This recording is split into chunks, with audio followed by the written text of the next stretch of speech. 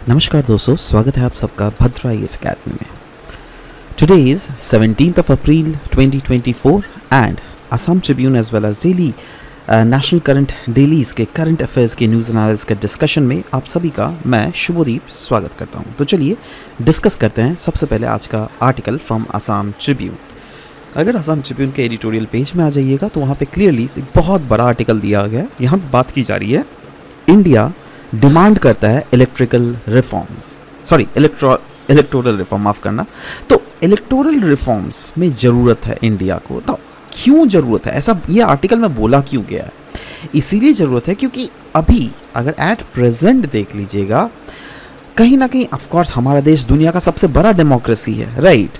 But इस democratic process that is election के जो प्रोसेस है वो क्वालिटेटिवली उतना अच्छा नहीं है, ऐसा कहा जा रहा है। और ग्लोबली ये उतना ज़्यादा रिकॉग्नाइज और अप्रिशिएट नहीं किया जाता है वेरियस बड़े बड़े डेमोक्रेसीज के द्वारा। तो वही चीज़ बोला जा रहा है दैट इंडिया का अगर स्टेटस देख लीजिएगा, undoubtedly we are the largest democracy of the world, right. In fact China से भी सरपास कर चुका है। हाउएवर क्वालिटेटिव एक्सीलेंस कहीं ना कहीं डेमोक्रेटिक प्रोसेस में जो कि बहुत ही ज़्यादा क्रूशियल होता है फॉर ग्लोबल रिकॉग्निशन और अप्रिशिएशन, वो चीज़ इंडिया को नहीं मिला हुआ है। तो सवाल होता है, इस आर्टिकल को हम लोगों ने डिवाइड किया इनटू वेरियस सब पॉइंट्स एज वेल एज सब points. So let's discuss it. That is, सबसे पहले हम लोग बात करेंगे क्या क्या ऐसे शॉर्टकमिंग्स है जो कि इंडिया के इलेक्टोरल मैकेनिज्म में हमें देखने को मिलता है। तो देखो, आर्टिकल में बोला जा रहा है दैट 1952 से अनडाउटेडली बहुत सारे इलेक्शंस हुए हैं, बट अभी तक इंटरनेशनल ऑब्जर्वर्स के पास हम लोगों ने क्वालिटेटिवली उतना एक्सेल नहीं किया है, राइट। मतलब कहीं ना कहीं एलिगेशंस लगते हुए आ रहे हैं तब से ही दैट कहीं ना कहीं इंडिया में फेयर और वैल्यू बेस्ड इलेक्शंस प्रोसेस नहीं किया जाता है। In fact election commission of India जो क्या कंडक्ट करवाती है ये इलेक्शन, उनके ऊपर भी बहुत सारे दाग या फिर कंसर्न्स जगाए जाते हैं।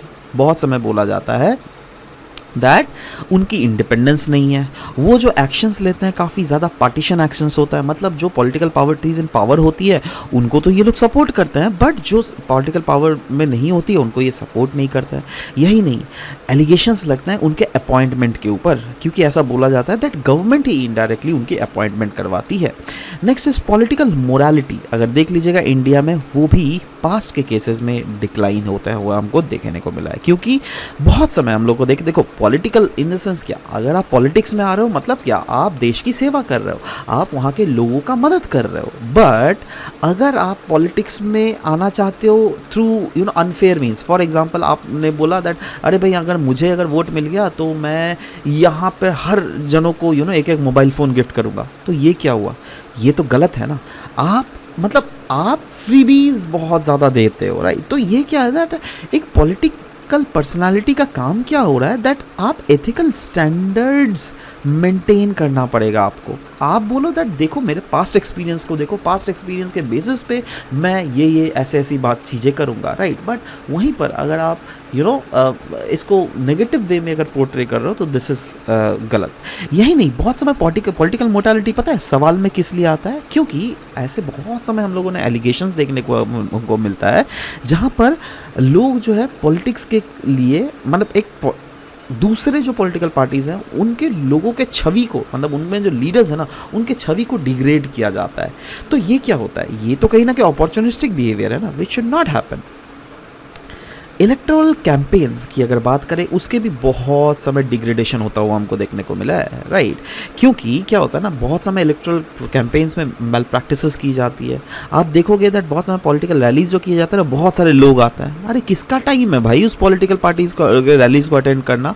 बट वहाँ पे क्या है, उनको मनी पावर, पैसे दिए जाते हैं। हर लोगों को बोला जाता है 500 रुपये दूंगा आप सिर्फ इस चीज़ को अटेंड करो, है ना।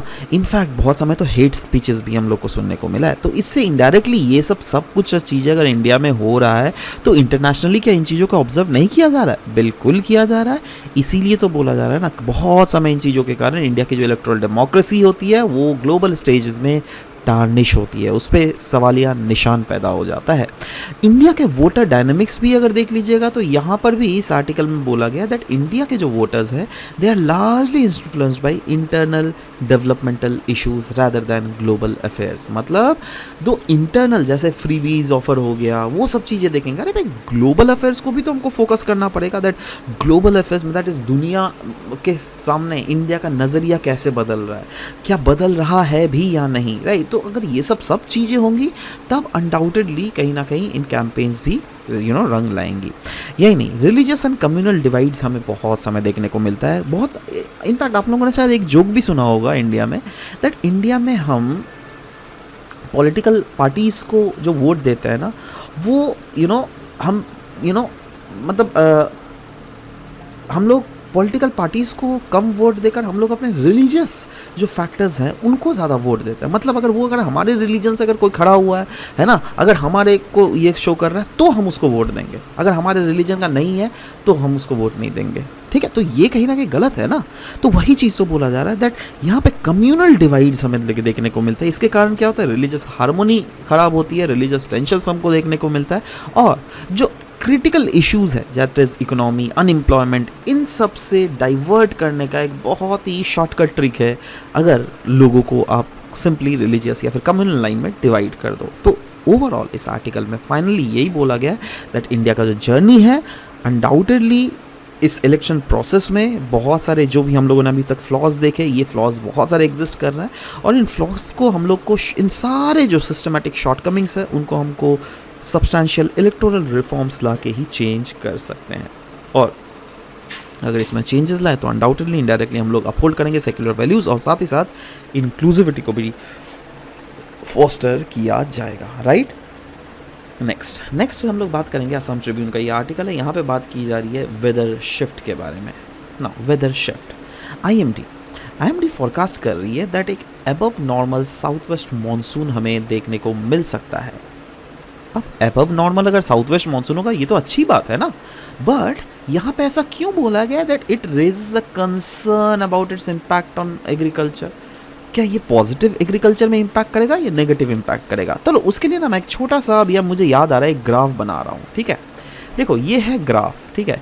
यहाँ पे जो है किसान का हैप्पीनेस है ना, किसान का हैप्पीनेस ऐसे KH है ना, मतलब शॉर्टकट है ना, मतलब किसान जितना ऊपर जाएगा वो किसान उतना हैप्पी है, राइट। और ये जो एक्स एक्सिस में है यहाँ पे मैं रेनफॉल बता रहा हूँ, देखो तो ये कम रेनफॉल हुआ, ये ऑप्टिमम रेनफॉल हुआ, ये मैक्सिमम एक हद से ज़्यादा रेनफॉल हुआ। अब हम लोग को क्या चाहिए, मैक्सिमम या हद से ज़्यादा रेनफॉल। देखो अगर कम रेनफॉल हुआ तो अनडाउटेडली उसमें किसान हैप्पी ज़्यादा नहीं है, राइट, तो किसान तो कम ही हैप्पी होगा ना, यस। बट एक ऑप्टिमम रेनफॉल में किसान रिस्पेक्टिवली बेटर हैप्पी रहता है, बट एक्सेस ज़्यादा अगर रेनफॉल हो गया ना उसमें भी किसान हैप्पी नहीं है, समझ रहे हो। मतलब यहाँ पे किसान जो है हैप्पी का ये फैक्टर बता रहा हूँ। तो ये चलो कम में तो हमको पता चल रहा है कम बारिश हुई तो कम उपजाऊ होगा, तो उसमें किसान हैप्पी नहीं है। ऑप्टिमम में तो चलो ज़्यादा उपजाऊ होगा, तो चलो और भी अगर ज़्यादा रेनफॉल हो रहा है तो इसमें तो और भी किसान हैप्पी होना चाहिए था ना। यहाँ पे ग्राफ तो और भी ऊपर जाना चाहिए था, फिर ग्राफ को मैंने नीचे क्यों कर दिया। देखो क्या होता है ना दैट अगर एक्सेसिव रेनफॉल हो गया तो एक्सेसिव प्रोडक्शन होगा, एक्सेसिव प्रोडक्शन होगा तो मार्केट में एक्सेसिव सप्लाई होगा, और कभी भी कोई भी चीज़ का प्रोडक्ट प्राइसेस जो है सप्लाई और डिमांड नहीं ना काम करता है। तो सोचो अगर सप्लाई अगर हद से ज़्यादा हो तो ऑब्वियस सा बात है उसका जो डिमांड है बहुत ज़्यादा घट जाता है, क्या नहीं, राइट, उससे प्राइसेस भी फॉल कर जाता है। इसीलिए बोला जा रहा है किसान जो है बहुत अगर एक्सट्रीमली रेनफॉल भी हो गया उसमें भी किसान खुश नहीं होता है।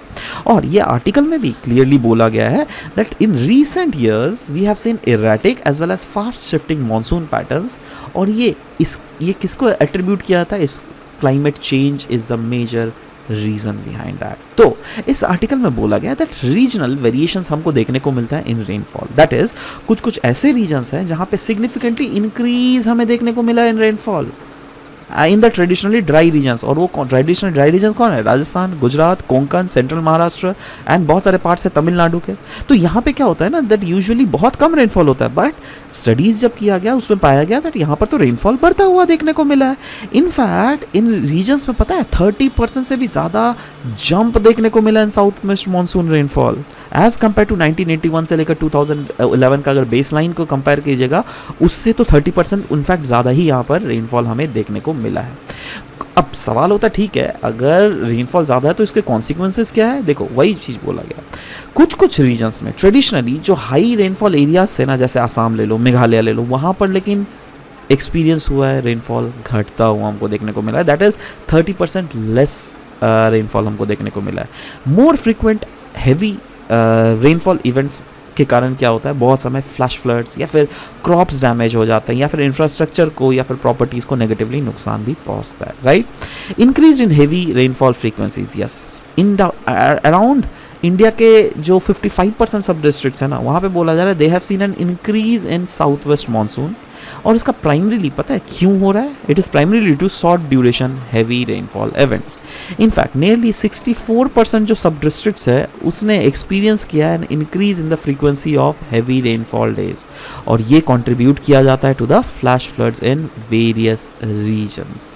यही नहीं, हमें डिक्रीज होता हुआ देखने को मिला है इन रेनफॉल, दैट इज 11% जो सब डिस्ट्रिक्ट्स हैं they have witnessed decrease rainfall. मतलब Indo Gangetic plain, north east India और अपर हिमालयन रीजन, ये तो वैसे रीजन है ना जहाँ पर रेनफॉल बहुत ज़्यादा होती है, यहाँ पे हमें देखने को मिला है रेनफॉल उल्टा घटा है। और दोस्तों ध्यान दीजिएगा, ये वैसे रीजन्स है जहाँ पर एग्रीकल्चर आउटपुट भी सबसे ज़्यादा होती है, क्योंकि एग्रीकल्चर डिपेंडेंट ही होता है यहाँ पर रेनफॉल के ऊपर। तो आप बोलिए अगर यहाँ पे रेनफॉल घटेगा तो एग्रीकल्चर का जो आउटपुट है वो भी तो घटेगा ना, है ना। तो सवाल होता है इसका इम्पैक्ट क्या है एग्रीकल्चर के ऊपर। तो एग्रीकल्चर के ऊपर अगर इम्पैक्ट की बात करें तो yes, there is shift in rainfall pattern, जो क्या अफेक्ट कर रहा है एग्रीकल्चर एक्टिविटीज़ को।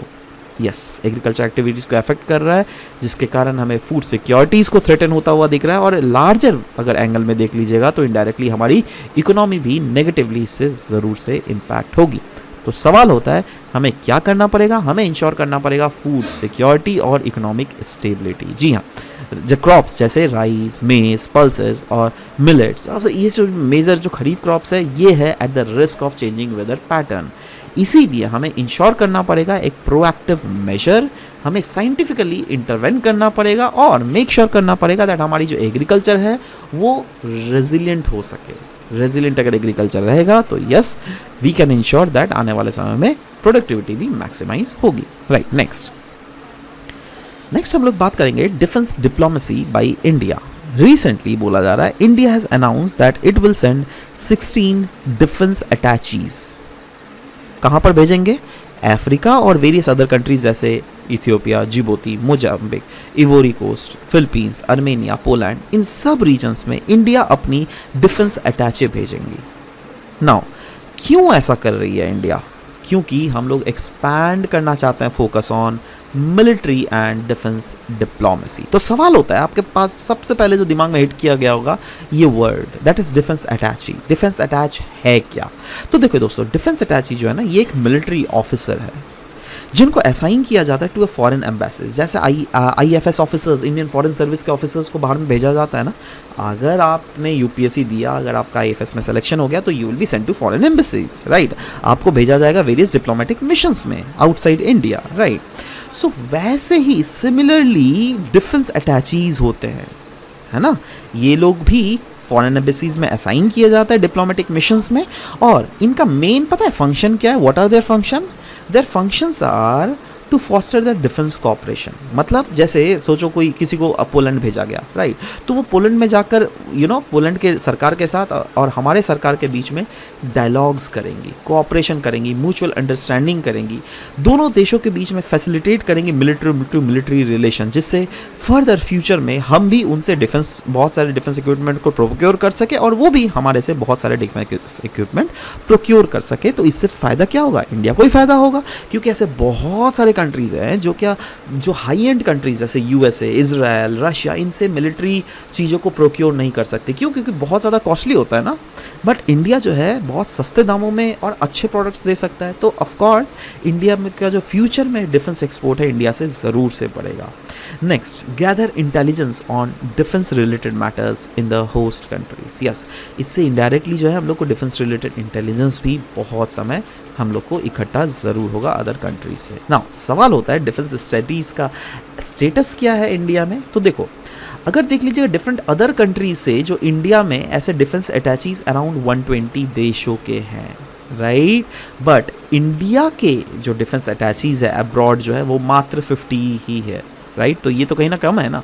मोर ओवर, पता है Vienna convention on diplomatic relation of 1961 के बारे में तो आपने सुना ही होगा, दैट कोई भी अगर हमारे एम्बेसडर अगर सोचो पाकिस्तान में भी है ना, तो he will get proper immunity, right. So वैसे ही वियना कन्वेंशन और डिप्लोमेटिक रिलेशन के थ्रू ही ये इम्यूनिटी को एश्योर किया जाता है, राइट।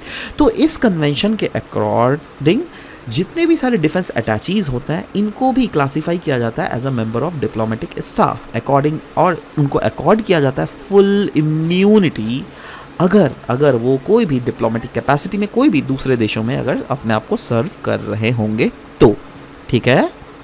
नेक्स्ट दोस्तों, ये बहुत ही रिवोल्यूशनरी एक न्यूज़ आर्टिकल था। वैसे मैंने पहले ही इस आर्टिकल को देखा था, है ना, but I didn't cover that article then, right. But अभी मुझे ये आर्टिकल कवर करना ही पड़ रहा है क्योंकि पहले अचानक से पता चला था दैट जाइगेंटिक एक ओशन मिला है जो क्या अर्थ सरफेस के 700 किलोमीटर नीचे हमें देखने को मिला है। और मुझे लगा क्या दैट चलो भाई ये आर्टिकल शायद ऐसा ऊपर से होगा, बट अभी क्योंकि बहुत सारे न्यूज़पेपर इस आर्टिकल को कवर कर रहे हैं और रिसेंटली लाइव मिनट में भी इस आर्टिकल को कवर किया गया है, तो इसलिए मुझे रहा नहीं गया, चलो मैं सोचा चलो इसको बता ही देता हूँ। Ring वुडाइट, right. नाउ ये क्या है, ये एक रॉक है, ये एक रॉक टाइप है जो कि मैंटल में मिलता है। आप लोगों ने पढ़ा होगा ना, अर्थ का अगर सरफेस देखोगे अपर वाले को क्या कहते हैं, क्रस्ट, उसके बाद मैंटल, उसके बाद नीचे कोर जिसमें आउटर कोर और इनर कोर होता है, राइट। वॉल्यूम वाइज अगर देख लीजिएगा कोर का कितना परसेंटेज है, 15% है। और वॉल्यूम वाइज अगर मैंटल का परसेंट कितना होता है बताइए तो, जी हाँ, मैंटल का परसेंट 84% होता है और क्रस्ट सिर्फ 1% में ही है। और इस मैंटल के भीतर भी, दैट इज अपर मैंटल और लोअर मैंटल के बीचों बीच जो ट्रांजिशन जोन है ना, उसी जोन में हमको एक रॉक मिलता है जिसको हम लोग कहते हैं रिंग वुडाइट। और यही न्यूज़ में है, क्यों? क्योंकि एक रॉक ऐसा है, रॉक है जहाँ पर वाटर भी ये कैप्चर कर सकता है ये रॉक। यही तो बोला गया, रिंग वुडाइट का यूनिक जो प्रॉपर्टी है वो ये है, it allows it to trap water like a sponge, जैसे स्पॉन्ज करता है ना वैसे। तो ये क्या है, ये इनडायरेक्टली हम लोग बोल सकते हैं ये एक सबटेरेनियन रिजर्वायर है जो कि 3 टाइम्स है the volume of all the planet surface ocean. सोच रहे हो इसमें कितना ज़्यादा ओशन है, उसका भी 3 गुना ज़्यादा ओशन बोला जा रहा है इस रिंग वुडाइट में, राइट। और इसको रिवील किसके थ्रू किया गया है, थ्रू सिस्मिक एक्टिविटीज़, राइट। सो ये जो डिस्कवरी है वो सजेस्ट करती है दैट एक होल अर्थ वाटर साइकिल को, मतलब अभी तक जो वाटर साइकिल पढ़ा होगा ना, शायद फ्यूचर में, चलो इसमें तो अभी भी एक्सपेरिमेंट चल रही है, बट अगर ये सच हो गया, अगर इसमें अगर और भी फ्यूचर में और भी एविडेंसेस मिलने लग गए, राइट, तो हमें पता चलेगा दैट एक्चुअली में हमारे प्लानट में जो पानी आया है तो वो आया कैसे है, ठीक है। रिंग वुडाइट के बारे में बोला गया, ये एक मिनरल है which is formed in earth का mantle at high temperature and pressure, और ये एक वाटर रिच मिनरल है, मतलब this can contain iron as well as hydrogen as well. और ये upper mantle as well as lower mantle के transition zone में हमें देखने को मिलता है। क्लियर है? आशा करता हूँ दैट ये चीज़ें बहुत अच्छे से समझ में आई होगी, right. So this was all about the discussion that we had for this very session. मिलते हैं हम सबके साथ नेक्स्ट सेशन में। Till then bye bye, take care and thank you guys, thank you for listening to the whole video, thank you very much.